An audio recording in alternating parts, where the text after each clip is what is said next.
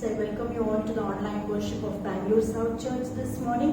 Even as we have gathered to worship God, let's turn our Bibles to 2 Timothy chapter number 1 and verse number 12. ಬೆಳಗಿನ ಹೊತ್ತಾರೆಯಲ್ಲಿ ದೇವರನ್ನು ಆರಾಧಿಸುವುದಕ್ಕಾಗಿ ನಾವೆಲ್ಲರೂ ಸೇರಿಕೊಂಡು ಬಂದಿರುವಾಗ ನಮ್ಮ ಸತ್ಯವೇದಗಳನ್ನು 2 ತಿಮೋತಿಯ ಪತ್ರಿಕೆ 1ನೇ ಅಧ್ಯಾಯದ 12ನೇ ವಾಕ್ಯವನ್ನು ಓದಿಕೊಳ್ಳೋಣ. 2 Timothy chapter number 1 verse number 2 part B.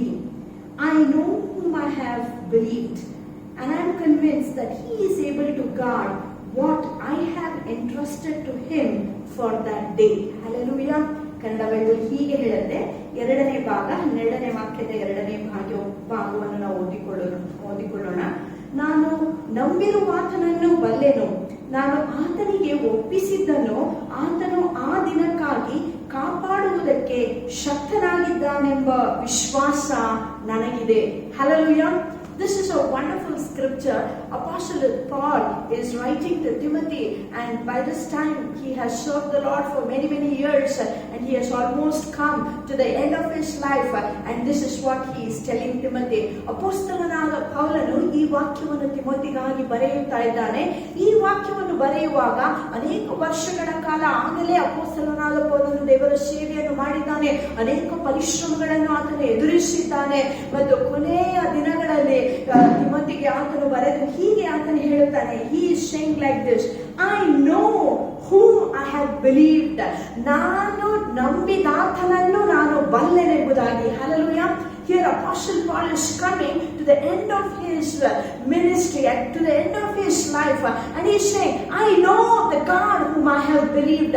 ಅಪೊಸ್ತಲನಾದ ಪೌಲನು ತನ್ನ ಜೀವಿತದ ಕೊನೆಯ ಕಾಲವನ್ನು ಮುಟ್ಟುವಂತ ಸಮಯದಲ್ಲಿ ಆತನು ಹೇಳುತ್ತಾನೆ, ನಾನು ಯಾರಲ್ಲಿ ನಂಬಿಕೆ ಇಟ್ಟಿದ್ದೇನೋ ಅವನನ್ನು ನಾನು ಬಲ್ಲೆನು. And secondly he says, I am convinced that he is able to guard what I have entrusted to him for that day. ಮತ್ತು ನನಗೆ ಈ ಭರವಸೆ ಇದೆ, ಆತನಿಗೆ ಒಪ್ಪಿಸಿಕೊಟ್ಟಿರುವ ಎಲ್ಲಾ ಸಂಗತಿಗಳನ್ನು ಆ ದಿನದ ತನಕ ಕಾಪಾಡುವುದಕ್ಕೆ ನಮ್ಮ ದೇವರು ಶಕ್ತನಾಗಿದ್ದಾನೆಂಬುದಾಗಿ ಅಪೊಸ್ತಲನಾದ ಪೌಲನು ತಿಮೋತಿಗೆ ಹೇಳುತ್ತಾ ಇದ್ದಾನೆ. What a wonderful testimony of a man who has served God many years and who has walked with the Lord very closely, and he is saying to the end of his life, I know the God whom I have believed. ಈ ಮನುಷ್ಯನು ಅನೇಕ ವರ್ಷಗಳ ಕಾಲ ನಂಬಿಗಸ್ತಿಕೆಯಿಂದ ದೇವರ ಸೇವೆಯನ್ನು ಮಾಡಿದ್ದಾನೆ. ಅನೇಕ ಸಂಕಷ್ಟಗಳನ್ನು ಆತನು ಆ ಸೇವೆಯಲ್ಲಿ ಅನುಭವಿಸಿದ್ದಾನೆ ಮತ್ತು ಜೀವಿತ ಮುಗಿಯುವಂತಹ ವೇಳೆಯಲ್ಲಿ ಆತನು ತನ್ನ ಶಿಷ್ಯನಿಗೆ ಹೀಗೆ ಬರೆಯುತ್ತಾ ಇದ್ದಾನೆ, ನಾನು ನಂಬಿದವನಲ್ಲಿ ನನಗೆ ವಿಶ್ವಾಸವಿದೆ. And what is that Paul has believed? He says, I am convinced whatever I entrusted to this Jesus, he is able to keep it till that day. Hallelujah. ಯೇಸು ಕ್ರಿಸ್ತನಿಗೆ ಒಪ್ಪಿಸಿಕೊಟ್ಟಿರುವಂತ ಎಲ್ಲಾ ಸಂಗತಿಗಳನ್ನು ಆ ದಿನ ಬರುವ ತನಕ ಕಾಪಾಡುವುದಕ್ಕೆ ಶಕ್ತನಾದ ದೇವರಾಗಿದ್ದಾನೆಂಬುದಾಗಿ ಪೌಲನು ಹೇಳುತ್ತಾ ಇದ್ದಾನೆ. This is our God, my friends. In this life's journey, every time we will not have an easy walk, but like Apostle Paul who begins this verse and he says, I have endured many sufferings for the Lord, but I am not ashamed. You know why? Because I know whom I have believed. ಅಪೊಸ್ತಲನಾದ ಪೌಲನು ಆತನು ಹೀಗೆ ಹೇಳುತ್ತಾ ಇದ್ದಾನೆ, ನನ್ನ ಈ ಒಂದು ಭೂಯಾತ್ರೆಯಲ್ಲಿ, ಈ ಸೇವೆಯ ಈ ಒಂದು ಯಾತ್ರೆಯಲ್ಲಿ ಅನೇಕ ಹಿಂಸೆಗಳನ್ನು ನಾನು ಅನುಭವಿಸಿದ್ದೇನೆ, ಅನೇಕ ಕಷ್ಟಗಳು ನನಗೆ ಎದುರಿಸಬೇಕಾಯಿತು. ಆದ್ರೆ ಈ ವಿಷಯಕ್ಕೆಲ್ಲ ನಾನು ನಾಚಿಕೆ ಪಡುವನಲ್ಲ. ಏನಕ್ಕಂದ್ರೆ ನಂಬಿದವನ ಬಗ್ಗೆ ನನಗೆ ಭರವಸೆ ಇದೆ. Hallelujah. Is that our testimony today? Can we say, in spite of all these things, I know the one whom I have believed, and he has proved faithful, and whatever I entrusted to him, he is able to keep it. ನಮ್ಮ ಸಾಕ್ಷಿ ಹೀಗೆ ಆಗಿರಲು ಸಾಧ್ಯವಿದೆಯೋ? ನಾನು ಯಾರಲ್ಲಿ ನಂಬಿಕೆ ಇಟ್ಟಿದ್ದೇನೋ ಅದನ್ನು ನಂಬಿಗಸ್ತನಾದ ದೇವರಾಗಿದ್ದಾನೆ. ಒಂದು ದಿನವಾದರೂ ನನ್ನನ್ನು ಕೈಬಿಟ್ಟ ದೇವರು ಈತನಲ್ಲ. ಒಂದು ದಿನವಾದರೂ ವಾಗ್ದಾನವನ್ನು ನೆರವೇರಿಸದೆ ಇರುವಾತನು ಆತನಾಗಿರಲಿಲ್ಲ. ಆತನಿಗೆ ಏನೆಲ್ಲ ನಾನು ವಹಿಸಿಕೊಟ್ಟೆನೋ ಅದನ್ನೆಲ್ಲ ಕಾಪಾಡುವುದಕ್ಕೆ ಆತನು ಶಕ್ತನಾಗಿದ್ದಾನೆ ಎಂಬುದಾಗಿ ನಿಮ್ಮ ಸಾಕ್ಷಿ ನನ್ನ ಸಾಕ್ಷಿ ಆಗಿರಲು ಸಾಧ್ಯವಾಗಿದ್ದರೆ ನಿಜವಾಗಿಯೂ ಕ್ರಿಸ್ತನ ಜೊತೆಯಲ್ಲಿ ಈ ನಮ್ಮ ಜೀವನವು ಅದು ಒಂದು ಸುಂದರವಾದ ಜೀವನವೇ ಆಗಿರುತ್ತೆ. If this is going to be our testimony, no matter what happens in my life, there may be tough times, there may be sufferings, there may be sometimes we have to undergo a lot of shame, but like Apostle Paul we can say, I'm convinced of this. I have absolutely no doubt that He is a faithful God. ನಮ್ಮ ಜೀವಿತದಲ್ಲಿ ಏನೇ ಕಷ್ಟಗಳು ಬಂದರೂ, ಅನೇಕ ನಾಚಿಕೆ ಉಂಟು ಮಾಡುವಂತ ಸಂಗತಿಗಳು ಸಂಭವಿಸಿದರೂ ಸಹ ಅಪೊಸ್ತಲನಾದ ಪೌಲನ ಹಾಗೆ ನಾವು ಹೀಗೆ ಹೇಳಬಹುದಾಗಿದ್ದರೆ, ನನಗೊಂದು ಭರವಸೆ ಇದೆ. ಅದೇನೆಂದರೆ, ಯಾರಲ್ಲಿ ನಂಬಿಕೆ ಇಟ್ಟಿದ್ದೇನೋ ಆತನು ನಂಬಿಕೆಗೆ ಯೋಗ್ಯನಾದಂಥ ದೇವರಾಗಿದ್ದಾನೆ ಮತ್ತು ಆತನಿಗೆ ಏನೆಲ್ಲ ನಾನು ವಹಿಸಿಕೊಟ್ಟಿದ್ದೇನೋ ಅದನ್ನು ಕಾಪಾಡುವುದಕ್ಕೆ ಆತನು ಶಕ್ತನಾಗಿದ್ದಾನೆ ಎಂಬುದಾಗಿ ಹೇಳುವುದಾಗಿದ್ರೆ, that's a beautiful life. I remember reading this verse when I got saved. Early days of my walk with the Lord, when I was a teenager, I wrote this verse and I stuck it on my desk, and every day I used to tell the Lord, God, I have entrusted my entire life to you, oh God, and I know that you are a faithful God. You will guard everything that I have committed to your trust, and by faith I can say, many years I've been walking with the Lord, many years I've been serving the Lord, and I can tell with full assurance that He is a faithful God. ನಾನಾಗಲೇ 10 ವಯಸ್ಸಿನಲ್ಲಿ ರಕ್ಷಣೆ ಹೊಂದಿ ಈ ವಾಕ್ಯವನ್ನು ಓದುವಂತ ಸಮಯದಲ್ಲಿ ಈ ವಾಕ್ಯವನ್ನು ಒಂದು ಹಾಳೆಯಲ್ಲಿ ಬರೆದು ನಾನು ಓದುವಂತಹ ಮೇಚಿನ ಮೇಲೆ ಅಂಟಿಸಿ ನಾನು ಹೀಗೆ ಪ್ರತಿದಿನ ಓದುತ್ತಾ ಇದ್ದೇನೋ, ನಾನು ಹೇಳುತ್ತಾ ಇದ್ದೆ, ದೇವರೇ, ನಿನ್ನ ಕೈಯಲ್ಲಿ ನಾನು ನನ್ನ ಜೀವಿತವನ್ನು ವಹಿಸಿಕೊಟ್ಟಿದ್ದೇನೆ, ನೀನು ಇದನ್ನು ಕಾಪಾಡುವುದಕ್ಕೆ ಆ ದಿನದ ತನಕ ಶಕ್ತನಾಗಿದ್ದೆ ಎಂಬುದಾಗಿ ವಾಕ್ಯವು ಪ್ರತಿದಿನ ನನ್ನನ್ನು ತೇಜಿಸುವಂತ ವಾಕ್ಯವಾಯಿತು. ಅನೇಕ ವರ್ಷಗಳ ಕಾಲ ದೇವರ ಜೊತೆಯಲ್ಲಿ ನಾನು ನಡೆದಿದ್ದೇನೆ, ಅನೇಕ ವರ್ಷಗಳ ಕಾಲ ನನ್ನ ಸೇವೆಯನ್ನು ಮಾಡಿದ್ದೇನೆ. ಒಂದು ವಿಷಯವನ್ನು ನಾನು ಗಟ್ಟಿಯಾಗಿ ಭರವಸೆಯಿಂದ ನನ್ನಿಂದ ಹೇಳಲು ಸಾಧ್ಯವಾಗುತ್ತದೆ, ಯೇಸು ಕ್ರಿಸ್ತನು ನಂಬಿಗಸ್ತನಾದ ದೇವರಾಗಿದ್ದಾನೆ, ನಂಬಿದವರಿಗೆ ಆತನು ಅಭಯ ಹಸ್ತನಾಗಿದ್ದಾನೆ ಎಂಬುದಾಗಿ. Hallelujah, He is a faithful God, my friend. After many years, Apostle Paul could say, I know whom I have believed, and I am convinced that He is able to guard whatever I have entrusted to Him. ಅಪೊಸ್ತಲನಾದ ಪೌಲನು ಅನೇಕ ವರ್ಷಗಳ ಕಾಲ ಯೇಸುವಿನ ಜೊತೆ ನಡೆದ ನಂತರ ಹೀಗೆ ಹೇಳುತ್ತಾನೆ, ಯಾವನಲ್ಲಿ ನಂಬಿಕೆ ಇಟ್ಟಿದ್ದೇನೋ ಆತನ ಬಗ್ಗೆ ನನಗೆ ಸರಿಯಾಗಿ ಗೊತ್ತಿದೆ ಮತ್ತು ಈ ಭರವಸೆ ನನ್ನಲ್ಲಿದೆ, ಏನನ್ನೆಲ್ಲ ಆತನಿಗೆ ನಾನು ವಹಿಸಿಕೊಟ್ಟಿದ್ದೇನೋ ಆತನು ಆ ದಿನದ ತನಕ ಕಾಪಾಡುವುದಕ್ಕೆ ಶಕ್ತನಾದ ದೇವರಾಗಿದ್ದಾನೆ ಎಂಬುದಾಗಿ. Let us all grow up like Paul, and let us always remember the one who has called us is faithful, and He will be faithful to the end. Many times you and I can fail, but He will never fail because that is His nature. Hallelujah. ವಾಗ್ದಾನ ಮಾಡಿದ ಆತನು ನಂಬಿಗಸ್ತನಾಗಿದ್ದಾನೆ, ಆತನು ಕೈ ಬಿಡುವಂತಹ ದೇವರಲ್ಲ. ಆತನು ಮಾಡುವಂತಹ ವಾಗ್ದಾನದ ಅನುಸಾರವಾಗಿ ನಮ್ಮನ್ನು ಮುನ್ನಡೆಸುವುದಕ್ಕೆ ಶಕ್ತನಾದ ದೇವರಾಗಿದ್ದಾನೆ. Let's all close our eyes and let us look up to this Lord and let us ask the Lord, God, let this be my testimony, oh God, so that I could say every day of my life, I know whom I have believed. My trust and confidence is not in my abilities, in my resources, but in you and you alone. ಈ ವೇಳೆಯಲ್ಲಿ ನಾವು ಕರ್ತನಲ್ಲಿ ನಾವು ಪ್ರಾರ್ಥನೆ ಮಾಡೋಣ. ದೇವರೇ, ಈ ಒಂದು ಭರವಸೆ ನನ್ನದಾಗಿರಲಿ ಅಪ್ಪ. ಅಪೊಸ್ತಲನಾದ ಪೌಲನಲ್ಲಿರುವಂತಹ ಭರವಸೆ ಇದು ನನ್ನದಾಗಿರಲಿ. ಕರ್ತನೇ, ನಿನಗೆ ನಾನು ಏನೆಲ್ಲ ವಹಿಸಿಕೊಟ್ಟಿದ್ದೇನೋ ಅದನ್ನು ಕಾಪಾಡುವುದಕ್ಕೆ ಶಕ್ತನಾದ ದೇವರು ನೀನಾಗಿದೆ. Let's pray. Father, we just thank you, God, for this precious word. Father, what a man was Apostle Paul. Lord, he walked so closely with you in spite of all the sufferings. He said, I'm not ashamed because I know the one whom I have believed, and I am convinced that He is able to keep whatever I have entrusted to Him. Father, we pray in the name of Jesus for each one of us as we have gathered to worship you. Dear God, have mercy upon us. Many times unbelief creeps into our hearts when Lord suffering hits our way. Lord, unbelief becomes becomes, Lord, our way of life when unanswered prayers are there. But Lord, I pray, like Apostle Paul, we would grow up, O Lord God, in knowing the one whom we have believed, because faithful are you as promised, and you will remain faithful, Father, to the end of our lives. I pray for all of my brothers and sisters this morning. Help them, O Lord God, to grow up to that, Lord, confidence, like Apostle Paul.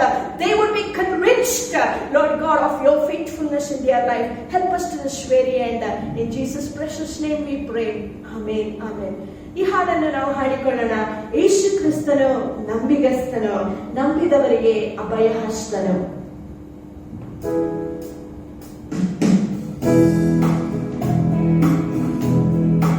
ಯೇಸು ಕ್ರಿಸ್ತನು ನಂಬಿಗಸ್ತನು, ನಂಬಿದವರಿಗೆ ಅಭಯ ಹಸ್ತನು. ಯೇಸು ಕ್ರಿಸ್ತನು ನಂಬಿಗಸ್ತನು, ನಂಬಿದವರಿಗೆ ಅಭಯ ಹಸ್ತನು. ಕುಣಿದು ನಲಿದು ಹಾಡುವ ನಾವೆಲ್ಲರೂ, ಅವನ ನಂಬಿ ಬಾಳುವ ನಾವೆಲ್ಲರೂ. ಕುಣಿದು ನಲಿದು ಹಾಡುವ ನಾವೆಲ್ಲರೂ, ಅವನ ನಂಬಿ ಬಾಳುವ ನಾವೆಲ್ಲರೂ. ಯೇಸು ಕ್ರಿಸ್ತನು ನಂಬಿಗಸ್ತನು, ನಂಬಿದವರಿಗೆ ಅಭಯ ಹಸ್ತನು. ಯೇಸು ಕ್ರಿಸ್ತನು ನಂಬಿಗಸ್ತನು, ನಂಬಿದವರಿಗೆ ಅಭಯ ಹಸ್ತನು. ಕಷ್ಟದಲ್ಲಿ ಇರುವವರೇ, ಹೊರೆಯನ್ನು ಹೊರುವವರೇ, ಕಷ್ಟದಲ್ಲಿ ಇರುವವರೇ, ಹೊರೆಯನ್ನು ಹೊರುವವರೇ, ನೀವೆಲ್ಲರೂ ನನ್ನ ಬಳಿಗೆ, ನೀವೆಲ್ಲರೂ ನನ್ನ ಬಳಿಗೆ ಬನ್ನಿ ಎಂದನು ಯೇಸುವು, ಬನ್ನಿ ಎಂದನು ಯೇಸುವು. ಯೇಸು ಕ್ರಿಸ್ತನು ನಂಬಿಗಸ್ತನು, ನಂಬಿದವರಿಗೆ ಅಭಯ ಹಸ್ತನು. ಯೇಸು ಕ್ರಿಸ್ತನು ನಂಬಿಗಸ್ತನು, ನಂಬಿದವರಿಗೆ ಅಭಯ ಹಸ್ತನು. ಪ್ರೀತಿ ಸ್ವರೂಪ ದೇವರು ನಮಗಾಗಿ ಮಗನಂತೆ, ಪ್ರೀತಿ ಸ್ವರೂಪ ದೇವರು ನಮಗಾಗಿ ಮಗನಂತೆ, ನೈವೇದ್ಯವಾಗಿ ಪ್ರಾಣತ್ಯಾಗವಾಗಿ, ನೈವೇದ್ಯವಾಗಿ ಪ್ರಾಣತ್ಯಾಗವಾಗಿ ತನ್ನನ್ನೇ ಸಮರ್ಪಿಸಿದ, ತನ್ನನ್ನೇ ಸಮರ್ಪಿಸಿದ. ಯೇಸು ಕ್ರಿಸ್ತನು ನಂಬಿಗಸ್ತನು, ನಂಬಿದವರಿಗೆ ಅಭಯ ಹಸ್ತನು. ಯೇಸು ಕ್ರಿಸ್ತನು ನಂಬಿಗಸ್ತನು, ನಂಬಿದವರಿಗೆ ಅಭಯ ಹಸ್ತನು.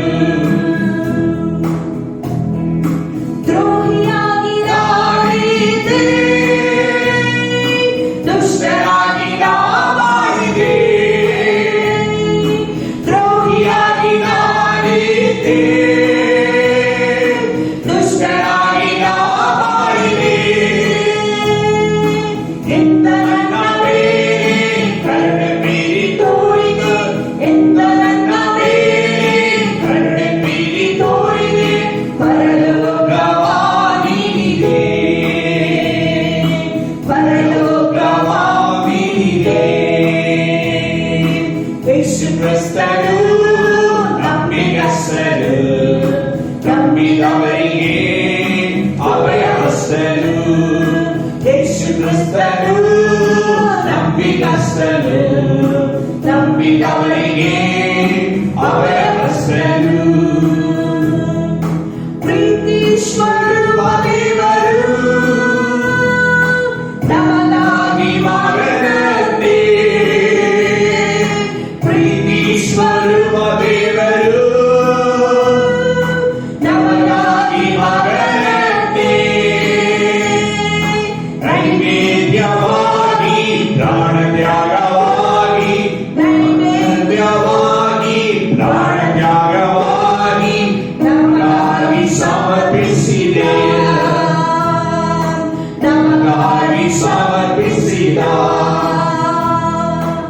ಯೇಸು ಕ್ರಿಸ್ತನು ನಂಬಿಗಸ್ತನು, ನಂಬಿದವನಿಗೆ ಅಭಯ ಹಸ್ತನು.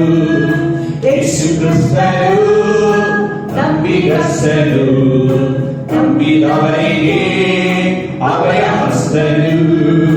ಕುಣಿದು ನಲಿದು ಹಾಡುವ ನಾವೆಲ್ಲರೂ, ಅವರ ನಂಬಿ ಬಾಳುವ ನಾವೆಲ್ಲರೂ. ಕುಣಿದು ನಲಿದು ಹಾಡುವ ನಾವೆಲ್ಲರೂ, ಅವರ ನಂಬಿ ಬಾಳುವ ನಾವೆಲ್ಲರೂ. ಯೇಸು ಕ್ರಿಸ್ತನು ನಂಬಿಗಸ್ತನು, ನಂಬಿದವನಿಗೆ ಅಭಯ ಹಸ್ತನು. ಯೇಸು ಕ್ರಿಸ್ತನು ನಂಬಿಗಸ್ತನು, ನಂಬಿದವನಿಗೆ ಅಭಯ ಹಸ್ತನು. ನಂಬಿದವನಿಗೆ ಅಭಯ ಹಸ್ತನು, ನಂಬಿದವನಿಗೆ ಅಭಯ ಹಸ್ತನು. ಕರ್ತನೇ ನಿನಗೆ ಸ್ತೋತ್ರವಾಗಲಿ.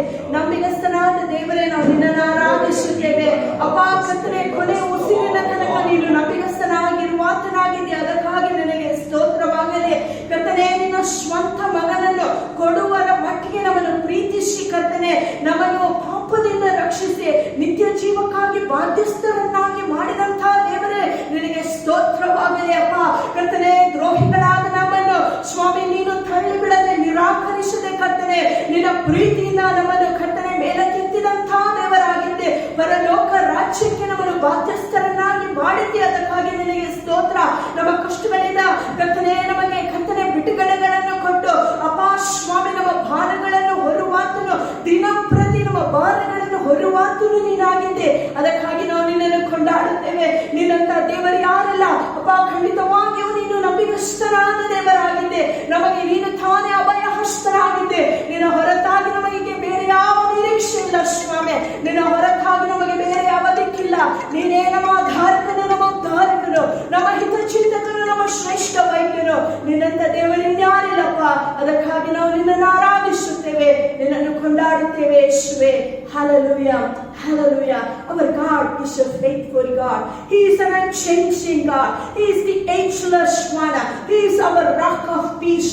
Let us worship this God. No matter what you and I are going through, we can call out to this God again and again and again. And every time we call out to this God, He will surely and certainly show up and He will answer our cries.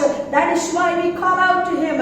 Let us worship God, faithful one, so unchanging. Hallelujah.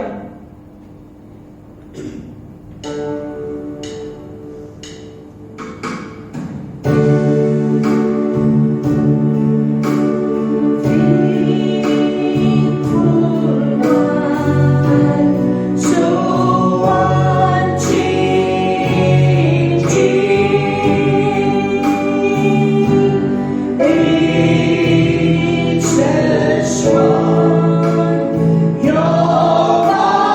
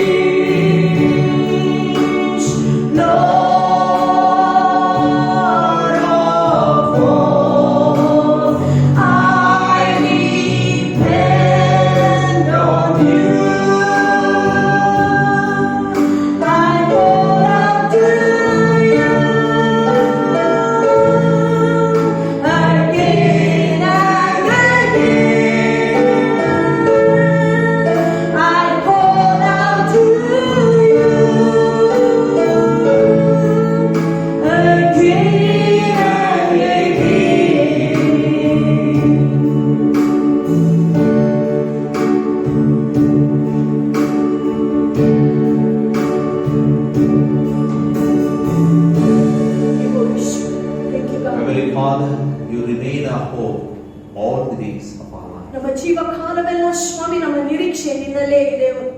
Help us, Lord, to trust in you always. ಸದಾ ಕಾಲವು ನಿನ್ನಲ್ಲಿಯೇ ಕರ್ತನೆ ಭರವಸೆ ಇಡುವುದಕ್ಕಾಗಿ ನಮಗೆ ಸಹಾಯ We ಮಾಡು. bless your holy name. ನಿನ್ನ ನಾಮವನ್ನು ಭಜಿಸುತ್ತೇವೆ. In Jesus' name we pray. ಯೇಸು ನಾಮದಲ್ಲಿ ಬೇಡಿಕೊಳ್ಳುತ್ತೇವೆ. Amen. Amen. Good morning, friends. Welcome back to Bangalore South Church. Bengaluru south ಸಭೆಗೆ ನಿಮ್ಮೆಲ್ಲರನ್ನು ಮತ್ತೊಂದು ಸಾರಿ ಆಹ್ವಾನಿಸುತ್ತೇವೆ. Last week we studied Abraham believed the Lord and he credited it to him as righteousness. ಕಳೆದ ವಾರ ನಾವು ಅಭ್ಯಾಸಿಸಿದೆವು ಅಬ್ರಹಾಮರಲ್ಲಿ ನಂಬಿಕೆ ಇಟ್ಟ ಕಾರಣ ಆತನು ನೀತಿ ಎಂಬುದಾಗಿ ಎಣಿಸಲ್ಪಟ್ಟನು. Today we'll focus Genesis chapter 15 verses 7 on to 21. ಇವತ್ತು ನಾವು ಆದಿಕಾಂಡ ಪುಸ್ತಕ 15ನೇ ಅಧ್ಯಾಯ 7ನೇ ವಾಕ್ಯದಿಂದ 21ನೇ ವಾಕ್ಯದವರೆಗೆ ಧ್ಯಾನ ಮಾಡೋಣ. I titled today's sermon, God will show up. ದೇವರು ಕಾಣಿಸಿಕೊಳ್ಳುತ್ತಾನೆ ಎಂಬ ಸಂದೇಶವನ್ನು ಇಂದು ನಾವು ಕೇಳಲಿಕ್ಕಿದ್ದೇವೆ. Verse 7. 7ನೇ ವಾಕ್ಯ. He also said to him, I am the Lord who brought you out of Ur of the Chaldeans to give you this land to take possession of it. ಆತನು ಅವನಿಗೆ ಈ ದೇಶವನ್ನು ಸ್ವಾಧೀನ ಮಾಡುವುದಕ್ಕಾಗಿ ನಿನಗೆ ಕೊಡುವುದಕ್ಕೆ ಕಲ್ದಿಯರ ಊರಿನಿಂದ ನಿನ್ನನ್ನು ಹೊರಗೆ ತಂದ ಯೆಹೋವನು ನಾನೇ ಎಂದು ಹೇಳಿದನು. Last week we studied how God promised Abraham that his children will be like dust, like stars in the heaven. ಕಳೆದ ವಾರ ನಾವು ಅಭ್ಯಾಸಿಸಿದ ಹಾಗೆ ದೇವರು ಅಬ್ರಹಾಮನಿಗೆ ವಾಗ್ದಾನ ಮಾಡಿದನು. ಏನೆಂದರೆ ಆತನ ಸಂತಾನವು ಭೂಮಿಯ ಮೇಲಿರುವ ಧೂಳಿನಂತೆ ಆಕಾಶದಲ್ಲಿರುವಂತ ನಕ್ಷತ್ರ ಹಾಗೆ ಅಸಂಖ್ಯವಾದಂತ ಸಂತಾನವನ್ನು ಆತನಿಗೆ ಕೊಡುತ್ತಾನೆ Now ಎಂಬುದಾಗಿ. God is going to bless him with so much children, he needs space to accommodate all this. ಇಂಥ ದೊಡ್ಡ ಸಂತಾನವನ್ನು ಅಬ್ರಹಾಮನಿಗೆ ದೇವರು ಒದಗಿಸಿಕೊಡುವಾಗ ಇವರನ್ನೆಲ್ಲ ಸಾಕಿ ಸಲುವುದಕ್ಕಾಗಿ ಒಂದು ದೊಡ್ಡ ಪ್ರದೇಶದ ಅಗತ್ಯವಿದೆ. When Abraham looks around, God told him earlier that God will give him all this land as his promised land. ಅಬ್ರಹಾಮನು ಹಿಂದೆ ಎಲ್ಲ ಕಡೆ ಕಣ್ಣೆತ್ತಿ ನೋಡುವಾಗ ದೇವರು ಹೇಳುತ್ತಾನೆ, ನೀನು ಕಾಲಿಡುವಂತ ಎಲ್ಲಾ ಪ್ರದೇಶಗಳನ್ನು ನಿನಗೆ ಸ್ವಂತವಾಗಿ ಕೊಡುತ್ತೇನೆ ಎಂಬುದಾಗಿ. Chapter 12 verse 7, first time God told that. 12ನೇ ಅಧ್ಯಾಯ 7ನೇ ವಾಕ್ಯದಲ್ಲಿ ಮೊದಲಿಗೆ ದೇವರು ಆತನಿಗೆ ಆ ವಾಗ್ದಾನವನ್ನು The Lord ಮಾಡುತ್ತಾನೆ. appeared to Abraham and said, to your offspring I'll give this land. So he built an altar there to the Lord who had appeared to him. ಯೆಹೋವನು ಅಬ್ರಹಾಮನಿಗೆ ಕಾಣಿಸಿಕೊಂಡು ನಾನು ನಿನ್ನ ಸಂತತಿಗೆ ಈ ದೇಶವನ್ನು ಕೊಡುವೆನು ಎಂದನು. ಅದರಿಂದ ಅವನು ಅಲ್ಲಿ ತನಗೆ ಕಾಣಿಸಿಕೊಂಡ ಯೆಹೋವನಿಗೆ ಬಲಿಪೀಠವನ್ನು ಕಟ್ಟಿದನು. Again God talked to him about the promised land in chapter 13 verse 15 to 17. ಮತ್ತೊಂದು ಸಾರಿ ಅದೇ ವಾಗ್ದಾನವನ್ನು 13ನೇ ಅಧ್ಯಾಯ 15ನೇ ವಾಕ್ಯದಿಂದ 17ನೇ ವಾಕ್ಯದವರೆಗೆ ಮತ್ತೊಂದು ಸಾರಿ ದೇವರು ಆ ವಾಗ್ದಾನವನ್ನು ಅಬ್ರಹಾಮನಿಗೆ ಕೊಡುತ್ತಾನೆ. All the land that you see I will give to you and your offspring forever. I will make your offspring like the dust of the earth, so that if anyone could count the dust, then your offspring could be counted. Go walk through the length and breadth of the land, for I am giving it to you. ನೀನು ನೋಡುವ ದೇಶವನ್ನೆಲ್ಲ ನಿನಗೂ ನಿನ್ನ ಸಂತತಿಗೂ ಶಾಶ್ವತವಾಗಿ ಕೊಡುವೆನು. ಭೂಮಿಯ ಧೂಳನ್ನು ಒಬ್ಬನು ಲೆಕ್ಕಿಸಬಹುದಾದರೆ ನಿನ್ನ ಸಂತಾನವೂ ಸಹ ಲೆಕ್ಕಿಸಲ್ಪಡುವುದು. ಎದ್ದು ದೇಶದ ಉದ್ದಕ್ಕೂ ನಡೆದಾಡು, ನಾನು ನಿನಗೆ ಅದನ್ನು ಕೊಡುವೆನು ಎಂದನು. This is the third time in chapter 15 verse 7 God is telling him, I am the God who brought you out of your hometown, and I am going to give this promised land to you, and you should take possession of it. ಈಗ 3ನೇ ಸಾರಿ 15ನೇ ಅಧ್ಯಾಯದ 7ನೇ ವಾಕ್ಯದಲ್ಲಿ ಮತ್ತೊಂದು ಸಾರಿ ಯೆಹೋವನು ಅಬ್ರಹಾಮನಿಗೆ ಹೀಗೆ ಹೇಳುತ್ತಾನೆ, ಈ ದೇಶವನ್ನು ಸ್ವಾಧೀನ ಮಾಡುವುದಕ್ಕಾಗಿ ನಾನು ನಿನ್ನನ್ನು ಊರ್ ಎಂಬ ದೇಶದಿಂದ ಹೊರಗೆ ತಂದು ನಾನು ಈ ದೇಶವನ್ನು ನಿನಗೆ ಕೊಡುವೆನು ಎಂಬುದಾಗಿ ದೇವರು ವಾಗ್ದಾನ ಮಾಡುತ್ತಾನೆ. And same thing God repeated in Exodus to people of Israel. ಇದೇ ಮಾತನ್ನು ದೇವರು ವಿಮೋಚನಾ ಕಾಂಡ ಆ ಪುಸ್ತಕದಲ್ಲಿ Israel ಜನಾಂಗದವರಿಗೆ ಮರುಜ್ಞಾಪಿಸುತ್ತಾನೆ. In Exodus 20 verse 2 God said, I am the God who brought you out of Egypt. ವಿಮೋಚನಾ ಕಾಂಡ 20ನೇ ಅಧ್ಯಾಯದ 2ನೇ ವಾಕ್ಯ, ನಿನ್ನನ್ನು ಈಜಿಪ್ಟ್ ದೇಶದೊಳಗಿಂದ ದಾಸತ್ವದೊಳಗಿಂದ ಹೊರಗೆ ತಂದ ನಿನ್ನ ದೇವರಾದ ಯೆಹೋವನು ನಾನೇ ಎಂಬುದಾಗಿ ದೇವರು ಹೇಳುತ್ತಾನೆ.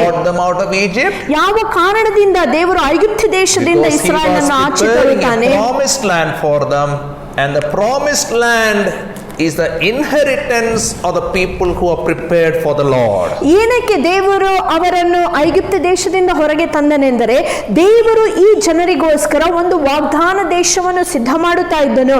ಈ ವಾಗ್ದಾನ ದೇಶವನ್ನು ಸ್ವಾಧೀನಪಡಿಸಿಕೊಳ್ಳುವುದಕ್ಕಾಗಿ ಜನರನ್ನು ಆತನು ಅಲ್ಲಿಗೆ ಕರೆತರುತ್ತಾನೆ. Abraham's children are children of dust and also children of star. ನಾವು ನೋಡುತ್ತೇವೆ ಅಬ್ರಹಾಮನ ಸಂತತಿ ಎಂಬುದಾಗಿ ಹೇಳುವಾಗ ಭೂಮಿಯ ಮೇಲಿರುವಂತಹ ಧೂಳಿಗೆ ಸಮಾನರಾದವರು, ಆಕಾಶದಲ್ಲಿರುವಂತಹ ನಕ್ಷತ್ರಗಳಿಗೆ ಸಮಾನರಾದವರು. But only people of faith, the people who share the values of God, will inherit the promised land prepared by our Lord and Savior Jesus Christ. ಆದರೆ ನಂಬಿಕೆ ಇಟ್ಟಂತ ಜನರು ಮಾತ್ರವೇ, ಯೇಸು ಕ್ರಿಸ್ತನಲ್ಲಿ ಭರವಸೆ ಇಟ್ಟಂತ ಜನರು ಮಾತ್ರವೇ ಈ ವಾಗ್ದಾನ ದೇಶದ ಸ್ವಾಧೀನತೆಯನ್ನು ಪಡಿಸುವುದಕ್ಕೆ ಸಾಧ್ಯತೆ ಉಂಟು. When God promised him about the promised land, he asked God for a proof. ನಾವು ನೋಡುತ್ತೇವೆ ದೇವರು ವಾಗ್ದಾನ ದೇಶದ ಕುರಿತಾಗಿ ಅಬ್ರಹಾಮನಿಗೆ ಹೇಳುವಾಗ ಅಬ್ರಹಾಮನು ಇದಕ್ಕೆ ಒಂದು ಖಚಿತನು ನೀನು ನನಗೆ ಕೊಡಬೇಕೆಂಬುದಾಗಿ ಹೇಳುತ್ತಾನೆ. That is verse 8. ಅದನ್ನು ನಾವು 8ನೇ ವಾಕ್ಯದಲ್ಲಿ But Abraham ಓದಬಹುದು. said, "O sovereign Lord, how can I know that I will gain possession of it?" ಅದಕ್ಕೆ ಅವನು ಕರ್ತನಾದ ಯೆಹೋವನೇ, ನಾನು ಅದನ್ನು ಸ್ವಾಧೀನವಾಗಿ ಹೊಂದುವೆನೆಂದು ಯಾವುದರಿಂದ ತಿಳಿದುಕೊಳ್ಳಲಿ ಎಂದನು. And now God is going to give him assurance of the possession. ಈಗ ನಾವು ನೋಡುತ್ತೇವೆ ಸ್ವಾಧೀನತೆಯ ಭರವಸೆಯನ್ನು ದೇವರು ಅಬ್ರಹಾಮನಿಗೆ ಕೊಡುತ್ತಾ Abraham ಇದ್ದಾನೆ. is worried already. All other people occupied this promised land. ಅಬ್ರಹಾಮನ ಚಿಂತೆ ಇದೇ ಆಗಿದೆ, ವಾಗ್ದಾನ ದೇಶದಲ್ಲಿ ಆಗಲೇ ಜನರು ಅಲ್ಲಿ ವಾಸ ಮಾಡುತ್ತಾ ಇದ್ದಾರೆ. They are enjoying this land. ಅವರೆಲ್ಲರೂ ಈ ಒಂದು ಭೂಮಿಯನ್ನು ಅಥವಾ ವಾಗ್ದಾನ ದೇಶವನ್ನು They are in ಅನುಭವಿಸುತ್ತಾ ಇದ್ದಾರೆ. possession of this. ಈ ಒಂದು ವಾಗ್ದಾನ ದೇಶವನ್ನು ಅವರೇ ಸ್ವಾಧೀನ ಮಾಡಿಕೊಂಡಿದ್ದಾರೆ. How a minority man can take possession of this? ಕನಿಷ್ಠ ಪಕ್ಷನಾದವನು ನಾನು ಹೇಗೆ ಈ ಒಂದು ದೇಶವನ್ನು ಸ್ವಾಧೀನಪಡಿಸಿಕೊಳ್ಳಲು So ಸಾಧ್ಯವಿದೆ? God taught him a covenant ritual. ಆ ಸಮಯದಲ್ಲಿ ದೇವರು ಧರ್ಮಾಚರಣೆಯ ಒಡಂಬಡಿಕೆಯನ್ನು ಆತನ ಜೊತೆಯಲ್ಲಿ That is verse ಕಲಿಸುತ್ತಾನೆ. 9 and 10. 9 ಮತ್ತು 10ನೇ So ವಾಕ್ಯ. the Lord said to him, "Bring me a heifer, a goat, and a ram, each 3 years old, along with a dove and a young pigeon."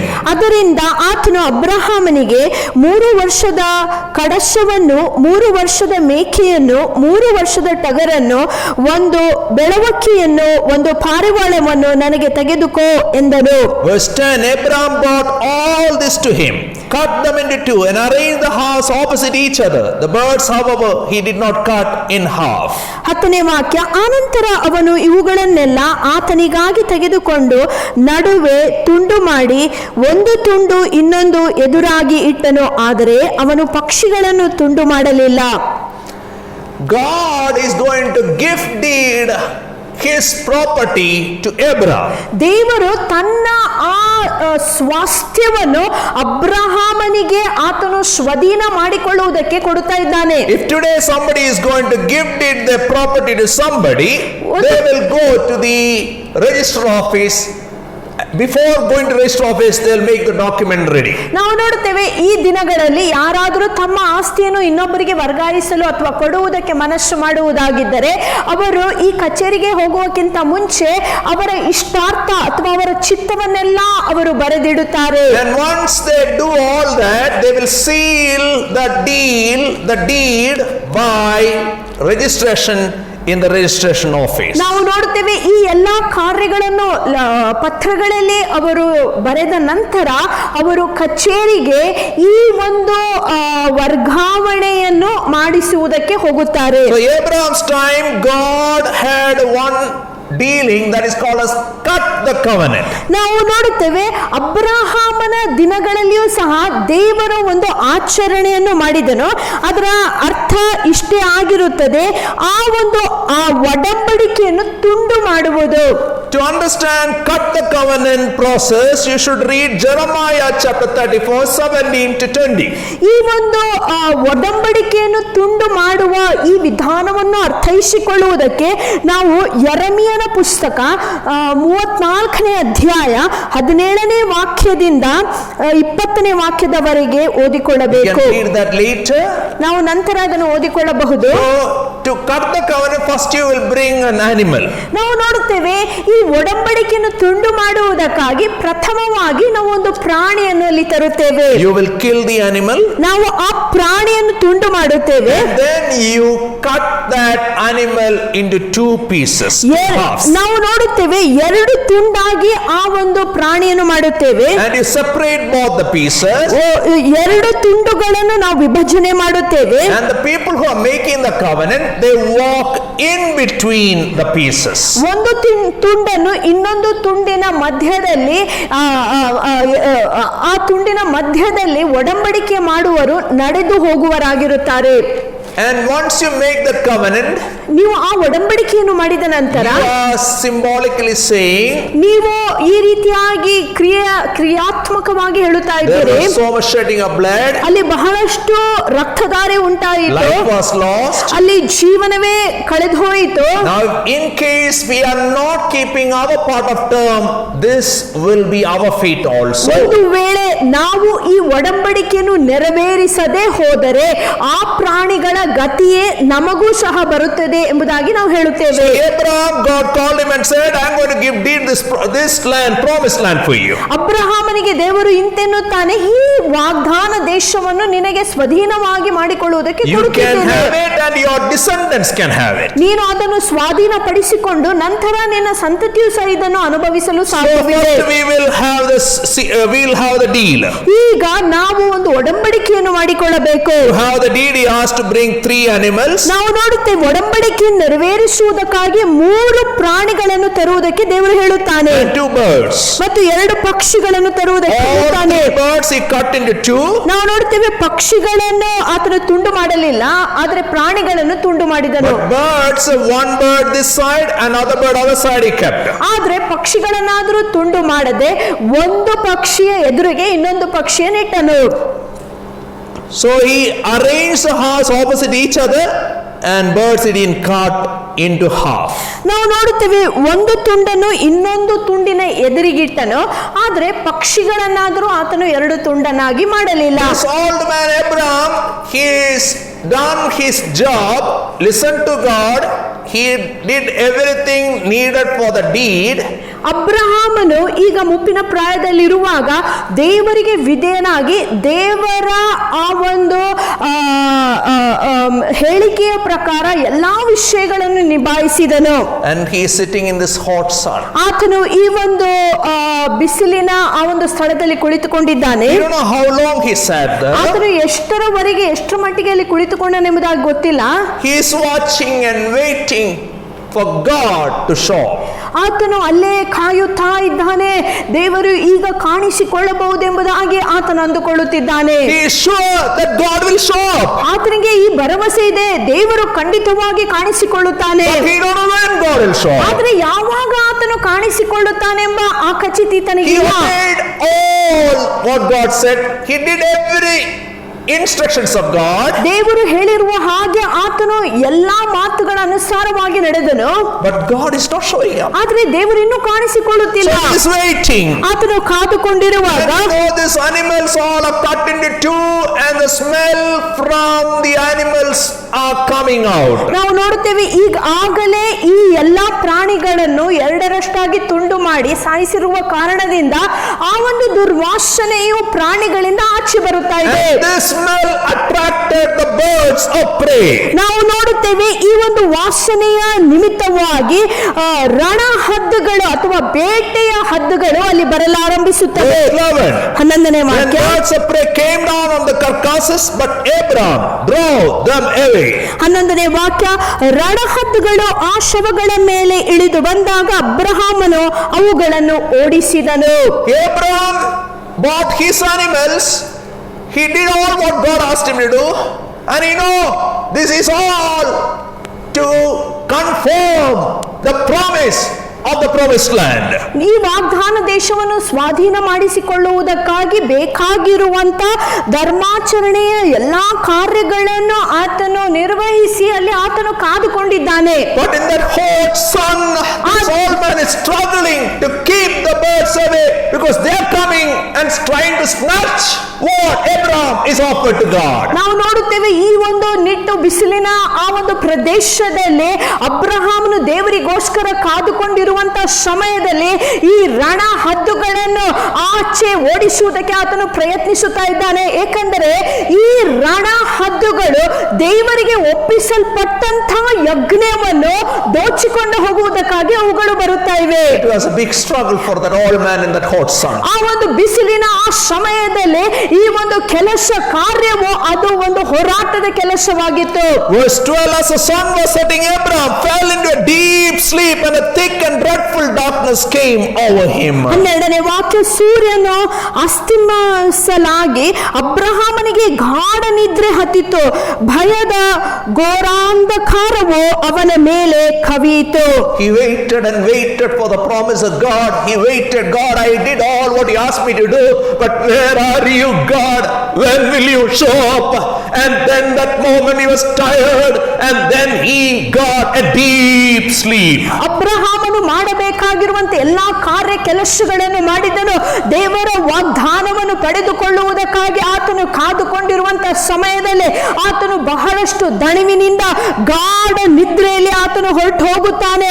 ಭಯ ಘೋಷದಿಂದ ಆತನು ತುಂಬಲ್ಪಡುತ್ತಾನೆ. And a thick and dreadful darkness came over him.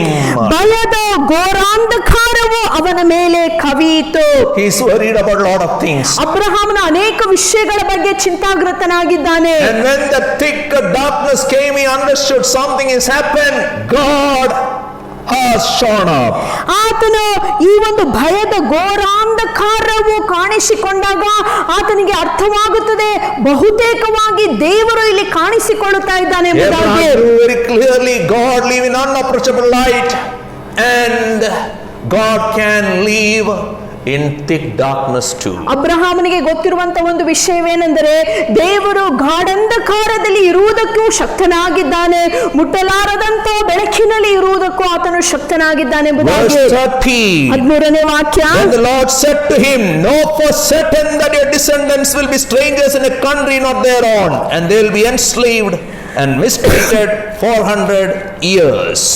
ದೇವರು ಅಬ್ರಹಾಮನಿಗೆ ನಿನ್ನ ಸಂತತಿಯವರು ತಮ್ಮದಲ್ಲದ ದೇಶದಲ್ಲಿ ಪರದೇಶಿಗಳಾಗಿದ್ದು ಅವರ ಸೇವೆ ಮಾಡುವರು.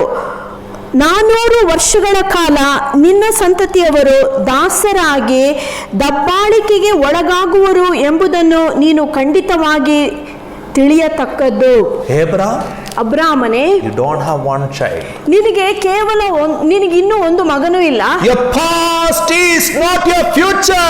ನಿನ್ನ ಭೂತಕಾಲವು ನಿನ್ನ ಭವಿಷ್ಯದ ಕಾಲ ಆಗಿರುವುದಿಲ್ಲ.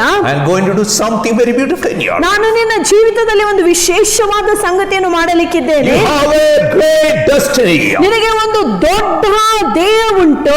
You will have so many children. ನಿನಗೆ ಒಂದು ದೊಡ್ಡ ಸಂತಾನವು ಇರಲಿಕ್ಕಿದೆ. You own the future.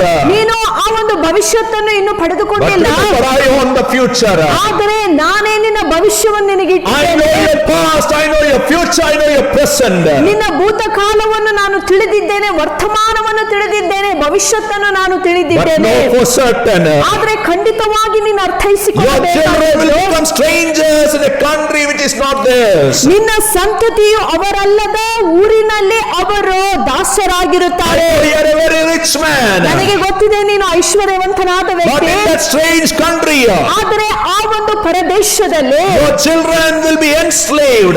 ನಿನ್ನ ಆ ಒಂದು ಮಕ್ಕಳು They ದಾಸರಾಗುತ್ತಾರೆ. will become slaves.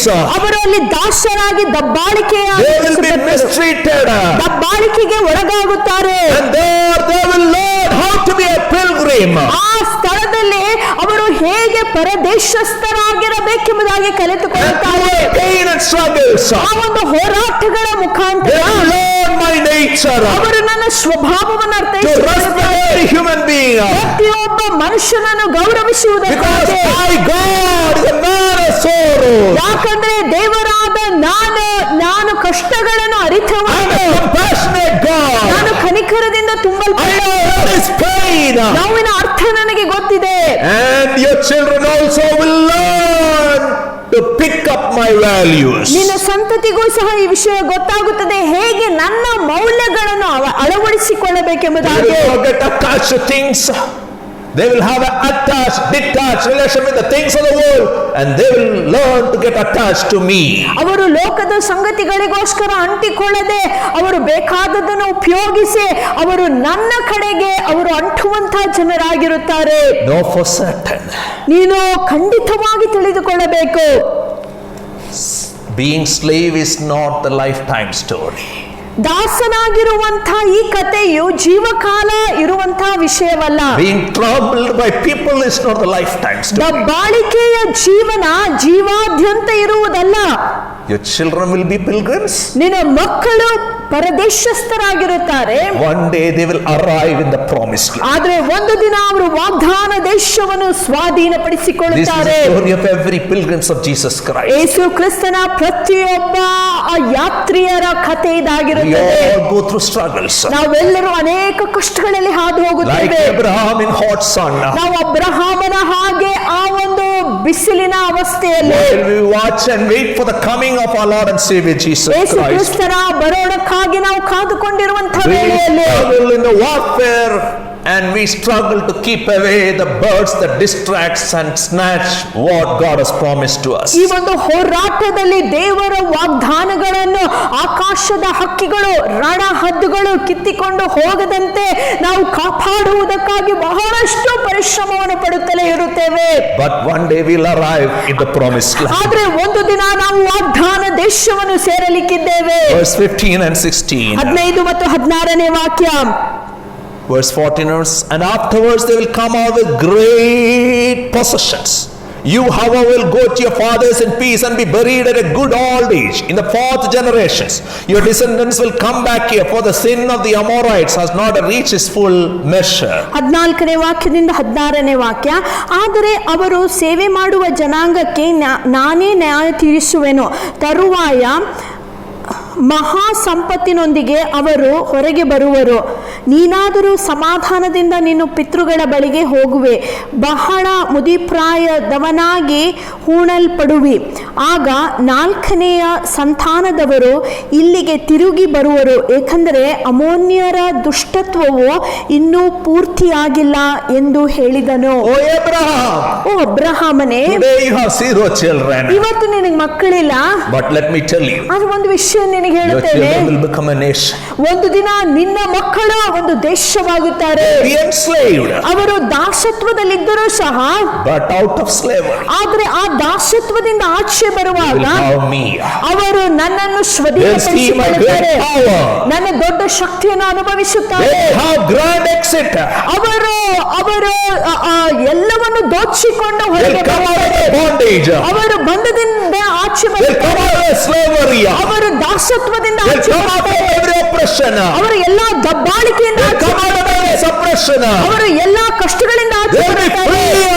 ಅವರ ಬಿಡುಗಡೆ They'll come with ಹೊಂದಿದವರಾಗಿರುತ್ತಾರೆ. great possessions. ಅವರು ಮಹಾ ಸಂಪತ್ತನ್ನು ಹೊಂದಿಕೊಂಡು ಆಚೆ They'll ಬರುತ್ತಾರೆ. have grand exit. ಅವರು ಅವರ ವೈಭವದಿಂದ ಆಚೆ Not ಬರುತ್ತಾರೆ. by their strength. ಅವರು ಸ್ವಂತ ಬಲದಿಂದ ಅಲ್ಲ, Not by their war skills.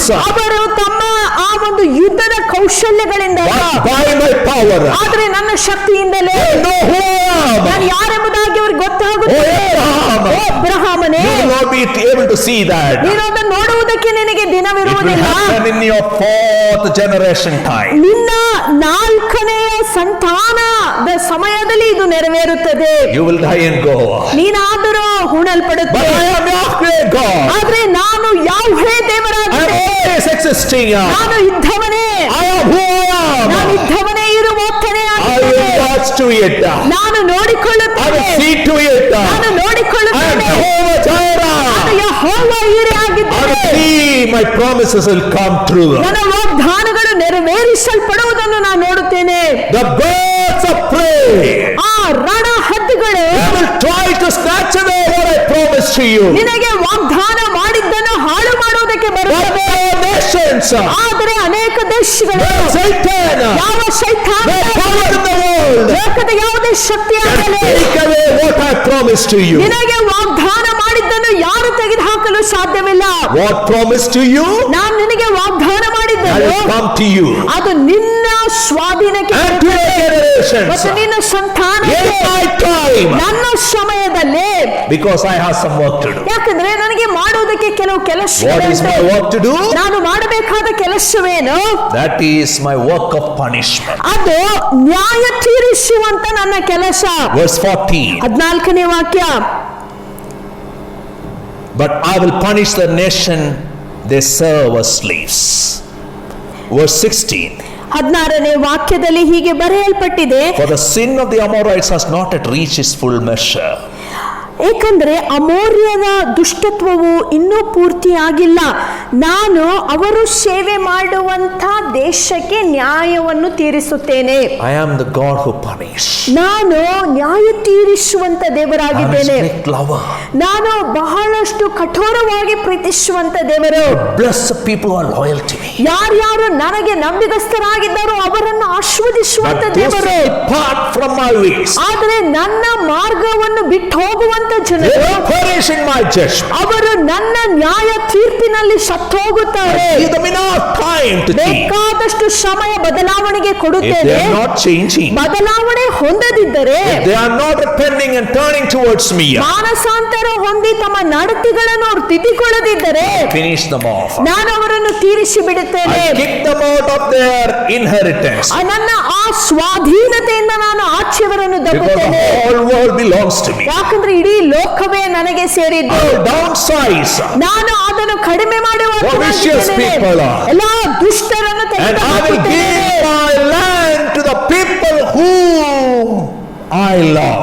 ಪ್ರೀತಿಸುವಂತ ನನ್ನ ಜನರಿಗೆ ನನ್ನ ದೇಶವನ್ನು ಸ್ವಾಧೀನವಾಗಿ Who is ಕೊಡುತ್ತೇನೆ. this Amorites? ಈ ಅಮೋರ್ಯದ ಜನರು ಯಾರಾಗಿದ್ದರು? Genesis 14 verse 13. ಆದಿಕಾಂಡ ಪುಸ್ತಕ 14ನೇ ಅಧ್ಯಾಯದ 13ನೇ ವಾಕ್ಯ. Now Abraham was living near the great trees of Mamre the Amorite, a brother of Eshcol and Aner, all of whom were allied with Abraham.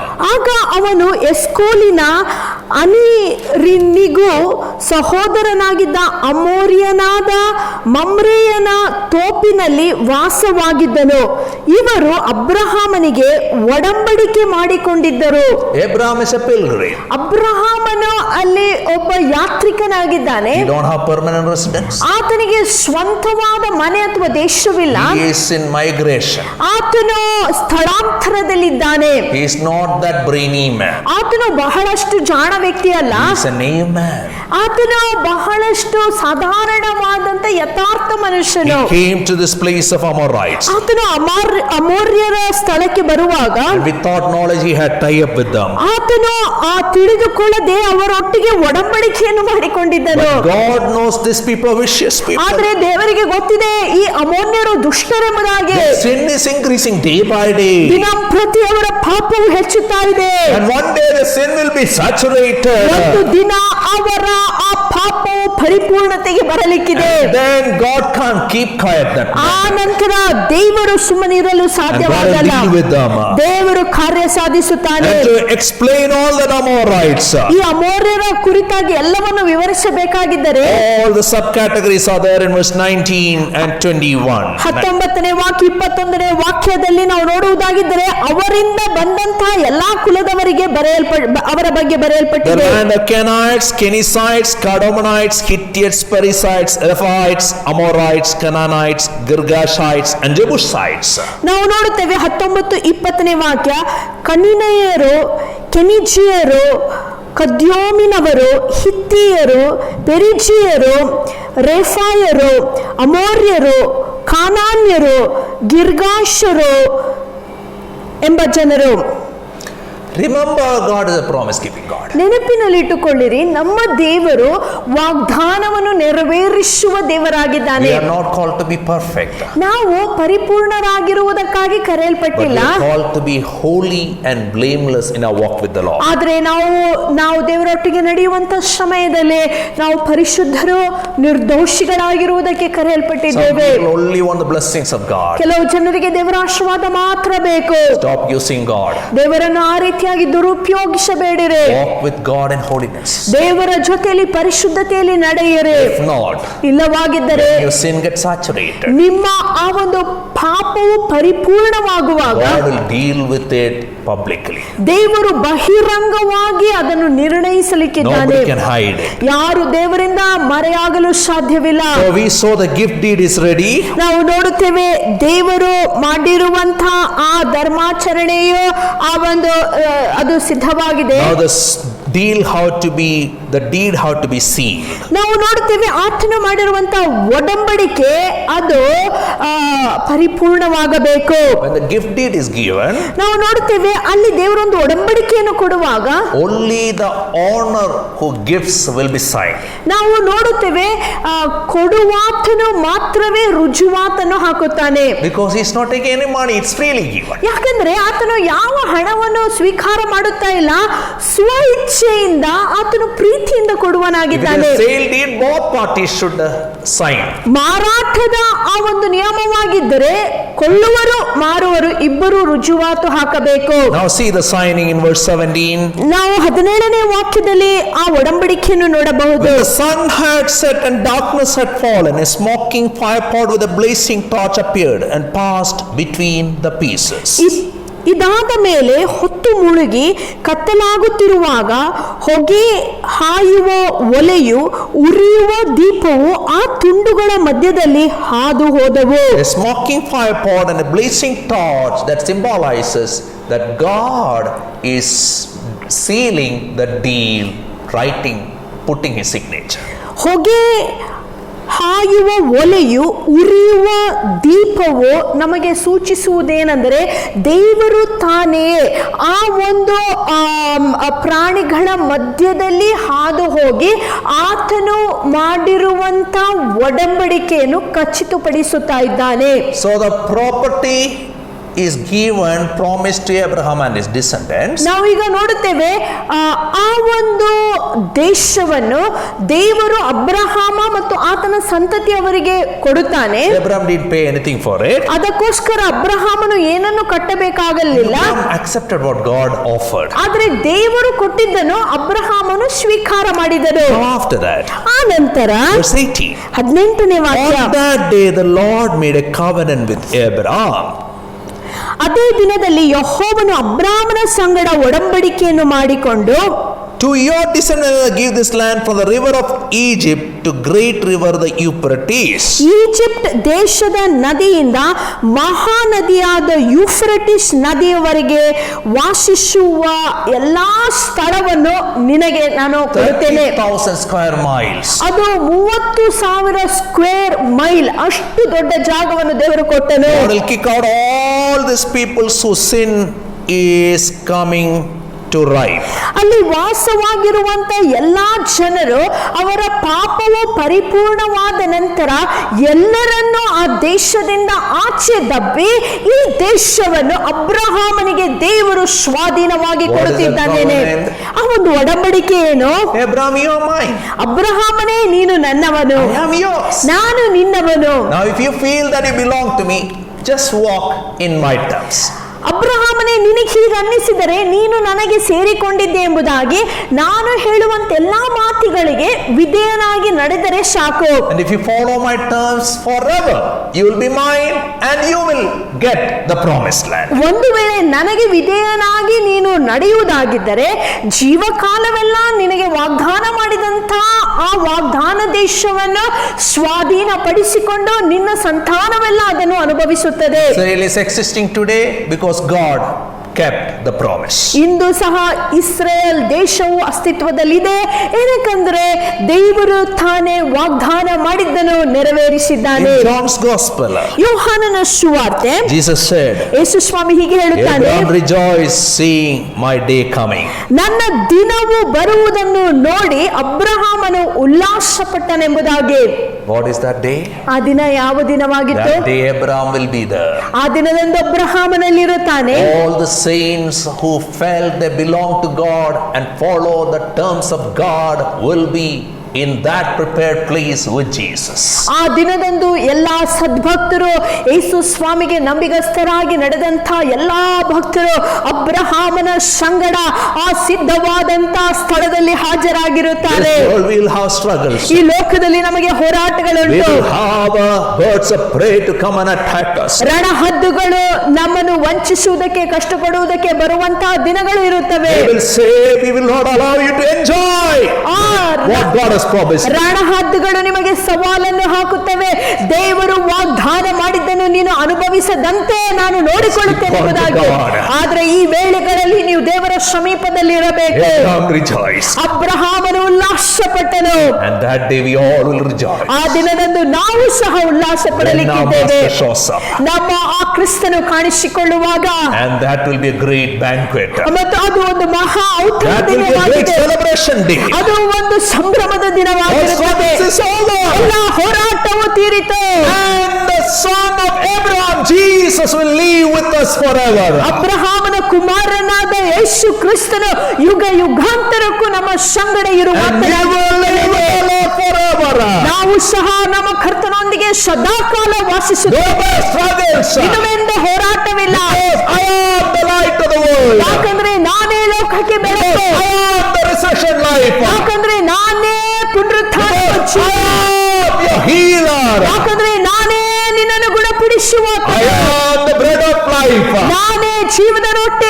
In other words, ಇನ್ನೊಂದು ಮಾತಿನಲ್ಲಿ Jesus is there. ಯೇಸು ಸ್ವಾಮಿ ಸದಾಕಾಲ ಇರುವನಾಗಿದ್ದಾನೆ. Nothing else we should have. ನಾವು ಆತನ ಹೊರತಾಗಿ ಇನ್ಯಾವ ವಿಷಯ ನಮಗೆ ಬೇಕಾಗಿಲ್ಲ. Are we ready? ನಾವು ಸಿದ್ಧರಾಗಿದ್ದೇವಾ? Our Lord will show up.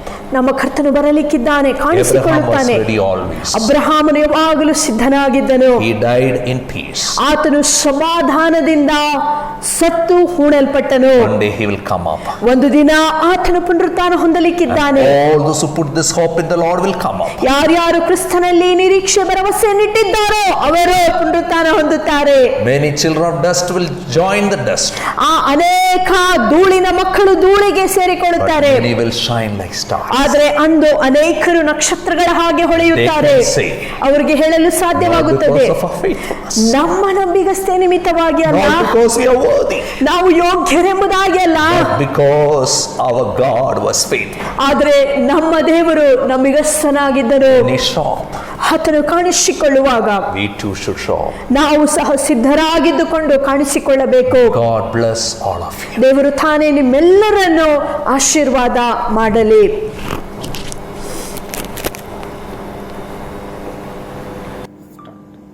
Our Lord Jesus Christ, He paid a great price so that you and I could inherit all the promises that God has given to us in His word. ನಮ್ಮ ಯೇಸು ಕ್ರಿಸ್ತನು ರಾಜನ ಕರ್ತನಾಗಿದ್ದರೂ ಸಹ ಆತನು ದೊಡ್ಡ ಕ್ರಯೆಯನ್ನು ನಮಗೋಸ್ಕರ ಕಟ್ಟಿದ್ದಾನೆ. ಈ ದೇವರನ್ನು, ಈ ಹಾಡನ್ನು ಹಾಡಿ ನಾವು ಆರಾಧನೆ ಮಾಡೋಣ. Above all powers, above all kings.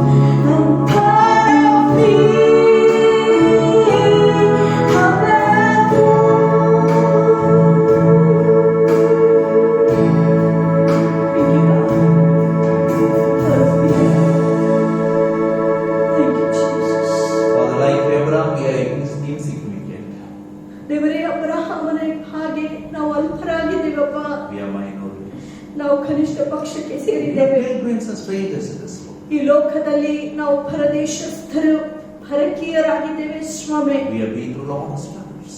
ಅನೇಕ ಹೋರಾಟಗಳಲ್ಲಿ ಹಾದು ಬಂದಿದ್ದೇವೆ. We are children of destiny. ಆದರೆ ನಮಗೆ ಒಂದು ಭವಿಷ್ಯ ಉಂಟು ಸ್ವಾಮಿ. We know you are preparing a place for us. ನಮಗೆ ಗೊತ್ತಿದೆ ಸ್ವಾಮಿ, ನೀವು ನಮಗೋಸ್ಕರ ಒಂದು ಸ್ಥಳವನ್ನು ಸಿದ್ಧ ಮಾಡುತ್ತಿದ್ದೀರಿ. While we watch and wait, many times we get frustrated because you are not showing up. ಕಾಯುತ್ತಿರುವಂತಹ ಸಮಯದಲ್ಲಿ ಅನೇಕ ಸಾರಿ ನಾವು ನಿರಾಶೆಗೊಳ್ಳುತ್ತಾ ಇದ್ದೇವೆ. ಯಾಕಂದ್ರೆ ನಮ್ಮ ಸಮಯದಲ್ಲಿ ನೀನು ಕಾಣಿಸಿಕೊಳ್ಳುತ್ತಿಲ್ಲ. But we know you will show up. ಆದ್ರೆ ನಮಗೆ ಗೊತ್ತಿದೆ ಸ್ವಾಮಿ, ನೀನು ಕಾಣಿಸಿಕೊಳ್ಳುವಂತ You are a ದೇವರಾಗಿದ್ದೀರಿ. faithful God. ನೀನು ನಂಬಿಗಸ್ತನಾದ You are ದೇವರಾಗಿದ್ದೀರಿ. faithful in everything.